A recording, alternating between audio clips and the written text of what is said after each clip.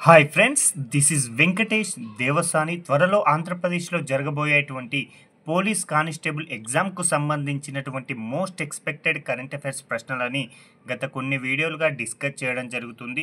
ఇప్పటివరకు 30 ప్రశ్నలను డిస్కస్ చేయడం జరిగిందండి. ఈ యొక్క వీడియోలో మరొక 10 ప్రశ్నలను డిస్కస్ చేయబోతున్నాం. అందులో భాగంగా ఈరోజు మొదటి ప్రశ్న ఓవరాల్గా 31వ ప్రశ్న చూడండి. 2025-26 ఆర్థిక సంవత్సరానికి సంబంధించి ఆంధ్రప్రదేశ్ రాష్ట్రం యొక్క వార్షిక బడ్జెట్ మొత్తం ఎంత అని అడుగుతున్నారండి. బడ్జెట్ పైన తప్పనిసరిగా ఎగ్జామ్లో ప్రశ్న రావడానికి అవకాశం ఉందండి.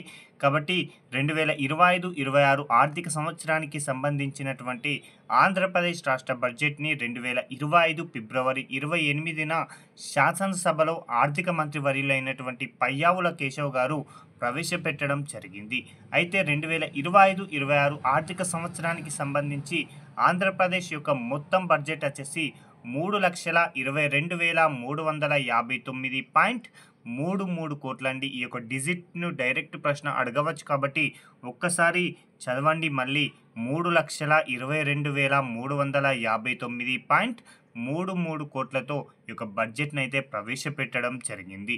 అయితే ఇందులో మూలధన వసూలుగా 1,04,382.80 కోట్లు, అదేవిధంగా రెవెన్యూ వసూలు వచ్చేసి 2,17,976.53 కోట్లతో ఈ యొక్క బడ్జెట్ను అయితే ప్రవేశపెట్టారు.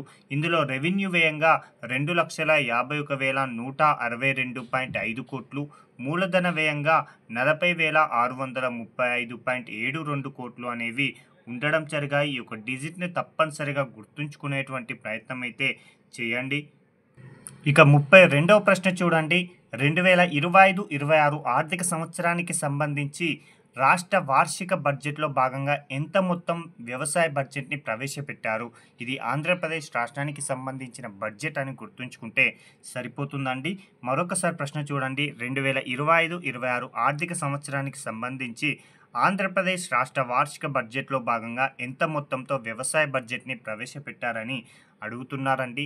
ఏదైతే 2025 ఫిబ్రవరి 28వ తేదీన ఆంధ్రప్రదేశ్ రాష్ట్ర వ్యవసాయ మంత్రివర్యులైనటువంటి కింజారపు అచ్చెన్నాయుడు గారు శాసనసభలో ఈ యొక్క వ్యవసాయ బడ్జెట్ని అయితే ప్రవేశపెట్టడం జరిగింది. అయితే మొత్తంగా వ్యవసాయ బడ్జెట్ను ఎంతగా కేటాయించారు అంటే 48,341.14 కోట్లండి. ఈ యొక్క డిజిట్ను తప్పనిసరిగా గుర్తుంచుకునేటువంటి ప్రయత్నం చేయండి. 48,341.14 కోట్లతోటి ఈ యొక్క వ్యవసాయ బడ్జెట్ని ప్రవేశపెట్టడం జరిగింది. ఇక 33వ ప్రశ్న అండి, చాలా ఇంపార్టెంట్ అండి. ఏంటి ఆ ప్రశ్న అంటే, ఇటీవల ఆంధ్రప్రదేశ్ ప్రభుత్వం ఏ పేరుతోటి వాట్సాప్ గవర్నెన్స్ సేవలను ప్రారంభించిందని అడుగుతున్నారండి. కాబట్టి చూడండి, ఆంధ్రప్రదేశ్ రాష్ట్ర ప్రభుత్వం వాట్సాప్ ద్వారా గవర్నెన్స్ సేవలను అయితే 2025 జనవరి 30వ తేదీన ప్రారంభించింది. అయితే ఆ యొక్క గవర్నెన్స్ సేవలకు పెట్టినటువంటి పేరు వచ్చేసి మన మిత్ర అండి. చాలా ఇంపార్టెంట్ అండి. ఇక్కడ కూడా ఈ విధంగా కూడా ప్రశ్న అడగవచ్చండి. మన మిత్ర పేరుతోటి వాట్సాప్ ద్వారా గవర్నెన్స్ సేవలని క్రింది ఏ రాష్ట్రం ప్రవేశపెట్టిందని కూడా అడగడానికి అవకాశం ఉంది. కాబట్టి ఆంధ్రప్రదేశ్ రాష్ట్రం అని గుర్తుంచుకుంటే సరిపోతుందండి. అయితే ఈ యొక్క వాట్సాప్ గవర్నెన్స్ సేవల్లో భాగంగా తొలి విడతగా 161 సేవలను అందించడం జరిగింది. ఓకేనా. 161 సేవలతో మొదటి విడతగా ఈ యొక్క వాట్సాప్ సేవలను అయితే ప్రారంభించగా, రెండవ విడతగా మరొక 360 సేవలు అనేవి అందుబాటులోకి రాబోతున్నాయి. ఓవరాల్గా 521 పైగా వాట్సాప్ ద్వారా పౌరులకి సేవలను అయితే ఆంధ్రప్రదేశ్ ప్రభుత్వం అందించబోతుందని గుర్తుంచుకోండి. ఈ యొక్క ఘనత అనేది ఆంధ్రప్రదేశ్ రాష్ట్రం ఒక ముఖ్యమైన ఘనతను సాధించిందండి. ఏంటి అంటే, ప్రపంచంలో ఎక్కడ కూడా ఇన్ని సేవలు ఒకే ప్లాట్ఫామ్ ద్వారా తీసుకురాలేదండి. కానీ ఒక ఆంధ్రప్రదేశ్ రాష్ట్రం మాత్రమే ఇలా వాట్సాప్ ద్వారా ఇన్ని సేవలను తీసుకురావడంతో ప్రపంచంలోనే ఇలా వాట్సాప్ ద్వారా సేవలను అమలు చేసినటువంటి తొలి రాష్ట్రంగా ఆంధ్రప్రదేశ్ అనేది నిలవడం జరిగింది. కాబట్టి చాలా ఇంపార్టెంట్గా గుర్తుంచుకోండి. ఇక 34వ ప్రశ్న అండి. 2025 సంవత్సరానికి సంబంధించి సుభాష్ చంద్రబోస్ ఆపద ప్రబంధన్ పురస్కారానికి ఎంపికైనటువంటిది సంస్థన లేదా వ్యక్తి ఎవరు అని అడుగుతున్నారండి. కాబట్టి ఫస్ట్ మనకి ఇక్కడ తెలియాల్సిన అవసరం ఉన్నటువంటి అంశం ఏంటి అంటే అసలు సుభాష్ చంద్రబోస్ ఆపద ప్రబంధన్ పురస్కారాన్ని ఎందుకోసం ఇస్తారు అనేది తెలిసుండాలండి.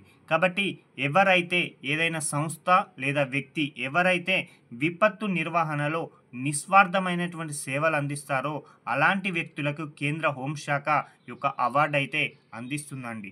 విపత్తు సంభవించినప్పుడు నిస్వార్థంగా సేవలు ఎవరైతే అందిస్తారో అలాంటి వారికి ఈ యొక్క పురస్కారం అందించడం జరుగుతుంది.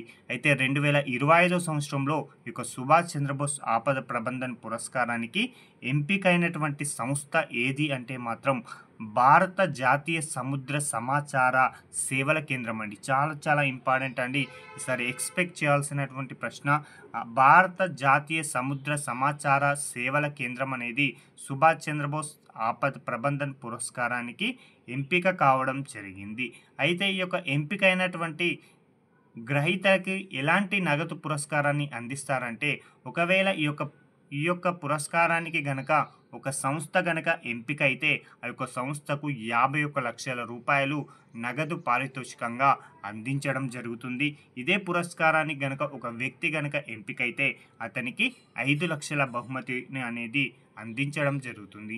కాబట్టి ఇక్కడ గుర్తుంచుకోండి, వ్యక్తి అయితే 51 లక్షలు, సంస్థలు అయితే 51 లక్షలు, వ్యక్తి అయితే 5 లక్షల రూపాయల బహుమతి అనేది అందించడం జరుగుతుంది. అయితే ప్రతి సంవత్సరం కూడా ఈ యొక్క సుభాష్ చంద్రబోస్ ఆపద ప్రబంధన్ పురస్కారాన్ని సుభాష్ చంద్రబోస్ గారి యొక్క జయంతి ఎప్పుడండి జనవరి 23వ తేదీన ఈ యొక్క అవార్డును అయితే ప్రకటించడం జరుగుతుంది. అయితే ఈ యొక్క పురస్కారాలని ఎప్పటి నుంచి ప్రకటిస్తున్నారు అంటే 2019వ సంవత్సరం నుంచి ఈ యొక్క పురస్కారాలను ప్రదానం చేయడం జరుగుతుంది అని గుర్తుంచుకుంటే సరిపోతుందండి. ఇక 35వ ప్రశ్న అండి, చాలా చాలా ఇంపార్టెంట్ అండి. ఏంటిది ఆ ప్రశ్న అంటే ఇటీవల సతీష్ ధావన్ స్పేస్ సెంటర్ అంటే షార్ నుంచి ప్రయోగించినటువంటి 100వ రాకెట్ ప్రయోగం ఏది అని అడుగుతున్నారండి. ఇది ఈసారి ఎక్స్పెక్ట్ చేయాల్సినటువంటి ముఖ్యమైనటువంటి ప్రశ్న అండి. అయితే ఇటీవల షార్ నుంచి 100వ రాకెట్ ప్రయోగాన్ని 2025 జనవరి 29న ప్రయోగించడం జరిగింది. అయితే ఆ యొక్క రాకెట్ అనేది ఏంటిది? 100వ రాకెట్ అంటే GSLV F-15 అనేటువంటి రాకెట్ అండి. ఈ యొక్క GSLV F-15 రాకెట్ ద్వారా NVS-02 అనేటువంటి ఉపగ్రహాన్ని ప్రయోగించారు. కాబట్టి ఇక్కడ 100వ రాకెట్ ఏది అంటే GSLV F-15 అని గుర్తుంచుకుంటే సరిపోతుంది. ఈ యొక్క GSLV F-15 అనేది GSLV సిరీస్లోనే ఇది 15వది అని గుర్తుంచుకుంటే సరిపోతుందండి. కాబట్టి 100వ రాకెట్ ఏది అంటే మాత్రం GSLV F-15 అని గుర్తుంచుకుంటే సరిపోతుందండి. ఇది GSLV సిరీస్లోనే 15వది అని గుర్తుంచుకోండి. ఈ యొక్క GSLV F-15 రాకెట్ ద్వారా NVS-02 అనేటువంటి ఉపగ్రహాన్ని ప్రయోగించడం జరిగింది. ఈ యొక్క NVS-02 యొక్క ఉపగ్రహం యొక్క బరువు ఎంత అంటే 2250 కిలోగ్రామ్స్ అని గుర్తుంచుకుంటే సరిపోతుందండి. ఇక మరొక అంశం అండి, క్రీడా అంశానికి సంబంధించినటువంటి ప్రశ్న. ఏంటి ఆ ప్రశ్న అంటే ఆస్ట్రేలియన్ పురుషుల ఓపెన్ సింగిల్స్ విజేత 2025గా 25 క్రింది వారిలో ఎవరు నిలిచారని అడుగుతున్నారు. 2025 సంవత్సరంలో ఈ యొక్క ఆస్ట్రేలియన్ పురుషుల ఓపెన్ సింగిల్స్ సంబంధించిన పోటీలను నిర్వహించగా అందులో ఫైనల్ మ్యాచ్ వచ్చేసి యానిక్ సిన్నర్ వర్సెస్ జ్వేరేవ్ అనేటువంటి ఇద్దరు క్రీడాకారుల మధ్య ఈ యొక్క పోటీ అనేది నిలవడం జరిగింది. అయితే ఇక ఫైనల్లో విజేతగా ఎవరు నిలిచారు అంటే యానిక్ సిన్నర్ అండి. చాలా చాలా ఇంపార్టెంట్. ఆస్ట్రేలియన్ ఓపెన్ పురుషుల సింగిల్స్ విజేత ఎవరు అని డైరెక్ట్ ప్రశ్న అడగవచ్చు. కాబట్టి యానిక్ సిన్నర్ అని గుర్తుంచుకుంటే సరిపోతుంది. అదేవిధంగా మహిళా సింగిల్స్ విజేతగా అంటే ఆస్ట్రేలియా మహిళా సింగిల్స్ విజేతగా అమెరికా దేశానికి సంబంధించినటువంటి మ్యాడిసన్ కీస్ అనేటువంటి మహిళ నిలవడం జరిగింది. కాబట్టి ఈ యొక్క అంశం కూడా ఇంపార్టెంట్గా గుర్తుంచుకోండి. ఇక 37వ ప్రశ్న, 2022-23 నాటి పరిస్థితులపై నీతి ఆయోగ్ విడుదల చేసినటువంటి రాష్ట్రాల ఆర్థిక ఆరోగ్య సూచీలో దేశంలోనే మొదటి స్థానంలో నిలిచినటువంటి రాష్ట్రం ఏది అని అడుగుతున్నారండి.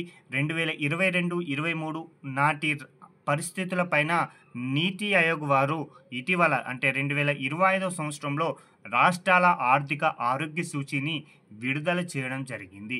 అయితే వీటిలో మొదటి స్థానంలో నిలిచినటువంటి రాష్ట్రంగా ఒడిశా ఉంది, రెండవ స్థానంలో ఛత్తీస్గఢ్ ఉంది, మూడవ స్థానంలో మహారాష్ట్ర ఉండగా, నాలుగవ స్థానంలో గుజరాత్ ఉండగా, ఐదవ స్థానంలో జార్ఖండ్ ఉంది, చిట్ట చివరి స్థానంలో పంజాబ్ ఉంది. కాబట్టి ఈ యొక్క మొదటి నాలుగింటిని వరుస క్రమంగా గుర్తుంచుకుంటే సరిపోతుందండి.